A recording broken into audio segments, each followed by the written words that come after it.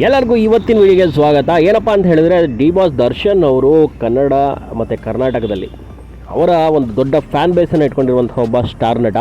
ಅವರು ತುಂಬ ಬಹುತೇಕ ಪಕ್ಷಗಳ ಅಭ್ಯರ್ಥಿಗಳ ಪರವಾಗಿ ಪ್ರಚಾರವನ್ನು ಮಾಡಿದರು.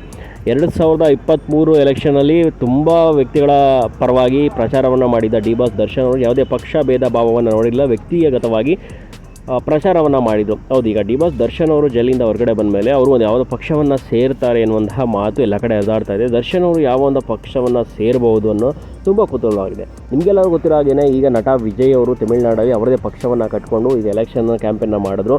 ಅವರು ಈಗ ತಮ್ಮ ಪಕ್ಷದ ಮೂಲಕ ತಮಿಳುನಾಡಲ್ಲಿ CMನ ಒಂದು ಸ್ಥಾನವನ್ನು ಗಟ್ಟಿ ಮಾಡ್ಕೊಳ್ಳೋಕ್ಕೆ ಹೋರಾಡ್ತಾ ಇದ್ದಾರೆ. ಹಾಗೆಯೇ ಪವನ್ ಕಲ್ಯಾಣ್ ಅವರು ಕೂಡ ಅವರದೇ ಆದಂತಹ ಒಂದು ಪಾರ್ಟಿಯನ್ನು ಕಟ್ಟಿ ಅದರಲ್ಲಿ ಅವರು ಕೂಡ ಅಭ್ಯರ್ಥಿಯಾಗಿ ಮಂತ್ರಿಯಾಗಿ CM ಪಟ್ಟಕ್ಕೂ ಕೂಡ ಕೂರಿದ್ರು. ಹೌದು, ಈಗ ನಮ್ಮ ಡಿ ಬಾಸ್ ದರ್ಶನ್ ಅವರು ಕರ್ನಾಟಕದಲ್ಲಿ ಏನಾದರೂ ಇದೇ ರೀತಿಯ ತನ್ನ ಸ್ವಂತ ಪಕ್ಷವನ್ನು ಕಟ್ಟುತ್ತಾರಾ ಅಥವಾ ಬೇರೆ ಪಕ್ಷದ ಜೊತೆ ಕೈ ಜೋಡಿಸ್ತಾರಾ? ದರ್ಶನ್ ಅವರ ಮುಂದಿನ ನಡೆ ಅಭಿಮಾನಿಗಳ ಚಿತ್ತವನ್ನು ನೆತ್ತಿಗೇರಿಸಿದೆ. ಹೌದು, ಡಿ ಬಾಸ್ ದರ್ಶನ್ ಅವರು ಯಾವ ಪಕ್ಷವನ್ನು ಸೇರ್ಬೋದು, ದರ್ಶನ್ ಅವರು ಯಾವ ಪಕ್ಷಕ್ಕೆ ಸಪೋರ್ಟ್ ಮಾಡ್ಬೋದು, ಅಥವಾ ದರ್ಶನ್ ಅವರು ಸ್ವಂತವಾಗಿ ಅವರೇ ಪಕ್ಷವನ್ನು ಮಾಡ್ತಾರೆ, ಈ ಎಲ್ಲ ವಿಷಯಗಳನ್ನು ಕಾದು ನೋಡಬೇಕು. ನಿಮಗೇನಾದ್ರು ಈ ಒಂದು ವಿಡಿಯೋದಲ್ಲಿ ಡಿ ಬಾಸ್ ಅವರು ಯಾವ ಪಕ್ಷವನ್ನು ಕಟ್ಟಬೇಕು ಅಥವಾ ಡಿ ಬಾಸ್ ಅವರು ಯಾವ ಪಕ್ಷವನ್ನು ಸೇರಬೇಕು ಅಂತ ನಾನು ನಿಮ್ಮ ಅಭಿಪ್ರಾಯ ಇದ್ದರೆ ದಯವಿಟ್ಟು ಕಮೆಂಟ್ ಮಾಡಿ. ಮತ್ತು ಡಿ ಬಾಸ್ ಅವರು JDS, BJP ಮತ್ತು ಕಾಂಗ್ರೆಸ್ ಈ ಮೂರು ಪಕ್ಷಗಳನ್ನು ಯಾವುದೇ ಪಕ್ಷಾತೀತವಾಗಿ ವ್ಯಕ್ತಿಯಾತೀತವಾಗಿ ಒಂದು ಪ್ರಚಾರವನ್ನು ಮಾಡಿದರು.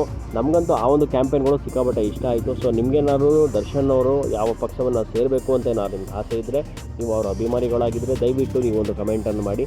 ಮತ್ತು ಮುಂದೆ ಯಾವ್ದಾದ್ರು ವೀಡಿಯೋ ಬೇಕು ಅಂತ ಹೇಳಿದರೆ ಅದಕ್ಕೂ ಕೂಡ ಒಂದು ಕಮೆಂಟನ್ನು ಮಾಡಿ ಅಂತ ಹೇಳ್ತಾ ವಿಡಿಯೋ ಮುಗಿಸ್ತಾ ಇದ್ದೀನಿ. ಧನ್ಯವಾದಗಳು, ಶುಭ ದಿನ.